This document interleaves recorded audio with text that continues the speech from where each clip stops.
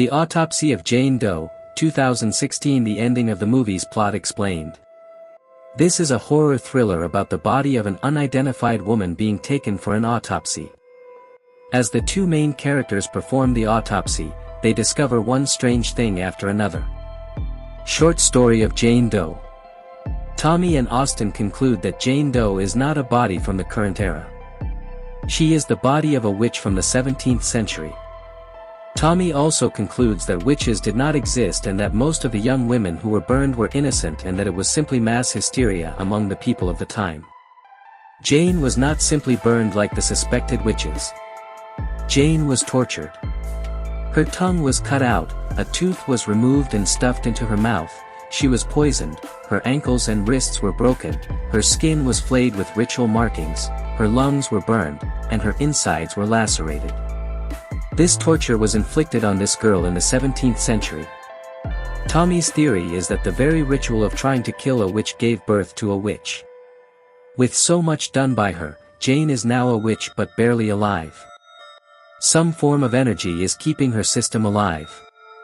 We are shown cellular activity in the part of the brain they examine. We are also shown blood oozing out of her as if she were a fresh corpse. This energy that keeps her alive isn't enough to animate her yet. Jane's body, over the centuries, has been accidentally found by people. And unsuspecting people like Tommy and Austin simply get in her way and die.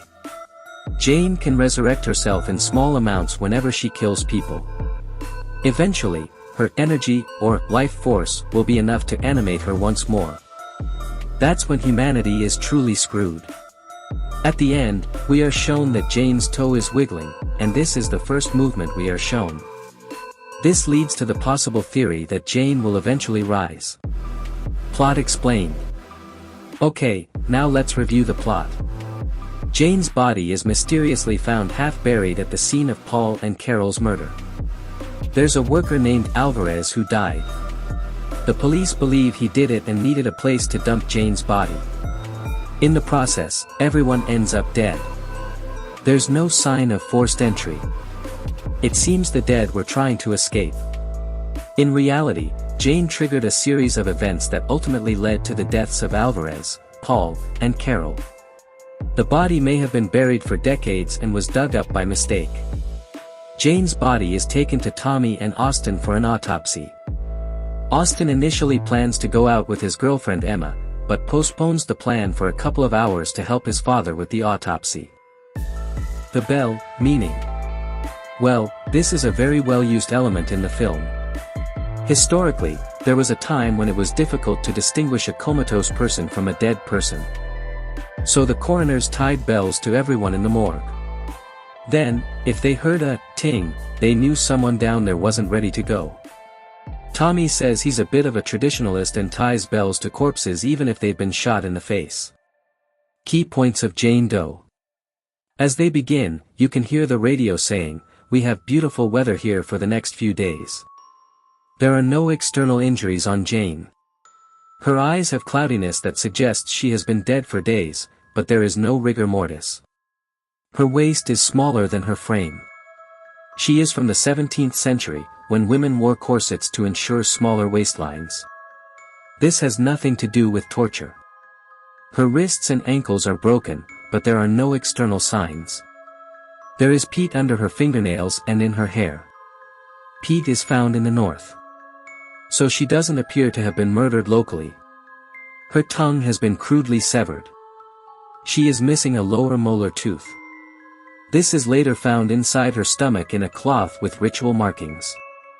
She was forced to swallow her own tooth. She is bleeding like a fresh corpse. Her lungs are burned inside, but there are no burn marks on the outside. Their organs are marked inside but nothing on the outside. A Jimson weed is in their digestive tract. It's a paralyzing agent. It's coming from the north. The radio now says rainfall is expected to exceed 3 inches within the hour. The radio now playing is part of an illusion they're trapped in. The gist of it is, centuries ago, when Jane was alive, first they tied her up. Then they tore out her tongue, poisoned her, paralyzed her, and forced her to swallow cloth with her teeth. Then the cuts and stabs of internal mutilation. Then, as if that weren't enough, they burned her. It was a human sacrifice. The radio in the morgue. The radio says, "We have a flash flood warning now in full effect." Believe me when I say, this is not a storm you want to get caught in, folks. This here would mean that Jane is warning Tommy and Austin to stop. Austin feels they should leave, but Tommy insists they continue because they have a deadline. Disappearing bodies. All the lights in the place explode. The morgue units are already open, and the bodies are missing. They decide to flee. The power is out, so the elevator isn't working. They try to leave by the stairs, but the old sycamore tree has fallen on the exit door, and they can't get out. It's raining quite hard outside. Now, remember, there's no storm or rain outside. That part is an illusion. Jane is just keeping them trapped there. Jane is moving. They run to her office and try to call the sheriff. They can't get in. They hear a bell. The bell that was tied to the corpse. The corpse seems to be animated and moving. It bangs on the door. Tommy is attacked by something that had the same eyes as Jane. They realize they're trapped there with Jane and the evil she brought with her. The door opens. The fire doesn't work. They head to the morgue to burn Jane's body. When they try to leave, they realize they've been locked in. When Austin tries to leave with an axe, he sees one of the bodies on the other side of the door. Desperate, they throw flammable liquid on Jane and set her on fire. The fire spreads unnaturally to the ceiling and burns the chamber. When they put out the fire, they notice that the body has not been affected at all by the fire. Emma, she really died. For a brief moment, the elevator's power is restored. This is because Emma is returning to pick up Austin for their appointment. But neither Tommy nor Austin can see her because of the illusion they're trapped in. They enter the elevator and try to exit, but it gets stuck. They hear the sound of another bell approaching them.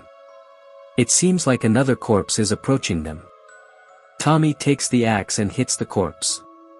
The corpse seems to have been just an illusion. In fact, it was Emma. Now here, all of this could have been an illusion. At the end of the film, we are not shown the police picking up Emma's body or talking about her. Tommy and Austin decide to return and finish the autopsy to find the cause of Jane's death. They feel this might end their nightmare. They leave Emma's body there. The crematorium ignites, and smoke fills the room. Tommy is attacked again.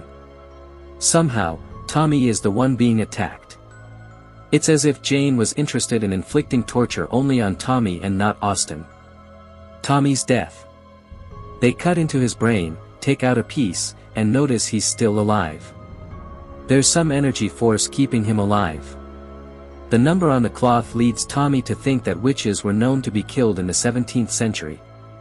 But Tommy also says that witches were just a myth and that it was mostly innocent girls who were killed. In Jane's case, Tommy feels that the ritual performed on the innocent girl turned her into a witch. Now, although she's immobile, she wants revenge. Those who survived got rid of her and buried her as far away as possible. Others weren't so lucky. Tommy says he won't stop until, and then he notices Jane working her way up and slowly building her energy force. Every time she kills, she heals a little. Tommy tells Jane not to hurt Austin and to take him to her. Jane actually squeezes the life out of Tommy. Tommy's wrists and ankles break.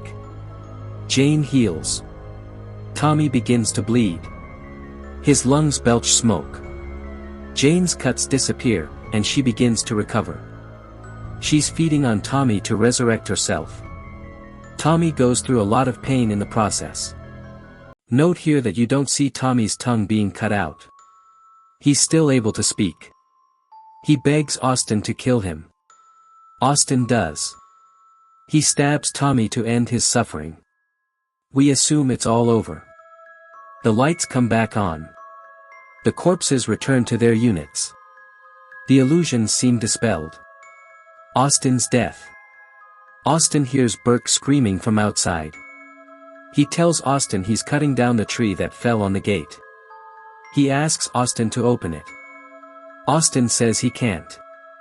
Remember, there was no storm. The tree never fell on the gate. There's no Burke outside sawing the tree. It's still part of the illusion Austin is trapped in. Jane isn't finished. When Austin turns around, a dead Tommy is standing right behind him. Austin backs away and falls to his death. Jane doesn't promise Tommy anything. She repays in kind everything that's been done to her. Remember, it's Austin who saws Jane's skull. In return, Austin dies when his skull is crushed. Jane is almost back to life. The next day, the police investigate the scene of the apparent homicide. From what they see, Jane's body is intact and no autopsy has been performed. Tommy, Austin, and Emma are all dead.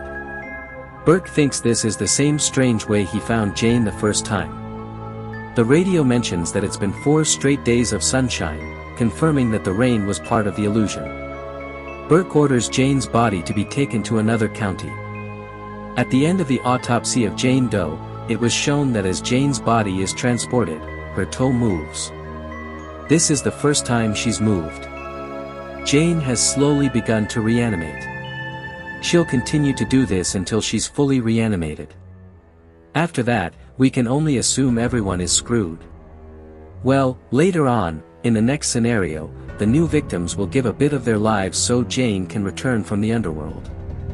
It's just a matter of waiting a little longer. That's all, goodbye.